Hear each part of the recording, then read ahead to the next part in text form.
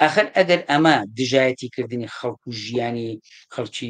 بێبەش نەبێ، دژایەتیکردنی قوتی مناڵ نەبێ، تۆ بۆچی موچاگری بەدەستەوە؟ نە مامەڵەی خەڵکی کوردستانەکەی وەکو هاوڵاتیەکی سەراسەری عێراق باشە، وەنا شارەکەشت هێشتا ئەوەندەیە تۆ لە دەستی ئەمانی دەربێنی. چکە ئەمانی ژەڵەن جێگەر ئێمە ئەوە بکەین و تەسلیمی بکەین و جا ئەگەر نەوت هیچ شتێکی لە دەست حکوومەتی هەرێمان نەبێ و لە دەسەڵاتی ئەمانە نەبێ بەمانای واقعیەکەی ئەو دەسەڵاتی ئەوەن کە خۆیان ناوە قەواری هەرێم خۆ شتێکی بۆ نامێنێت تۆ لەباری عملی وەزانی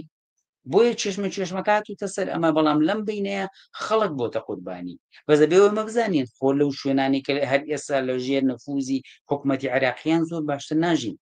کوا ئیمکاناتەکانی ژیانی خەڵک کوا خەستخانەکان و پێداویستی ژیانی پێداویستی و خزمەت گوزارەکانی خەڵک بۆ ئەو لەوێ کاڵێن هەموو مانگ بوو چادرێ باشە بۆ ئەدرێ بەڵام بەشی ژیانەکە لە ئاسی ئەو هەموو گرانیە کەیەتە پێشەوە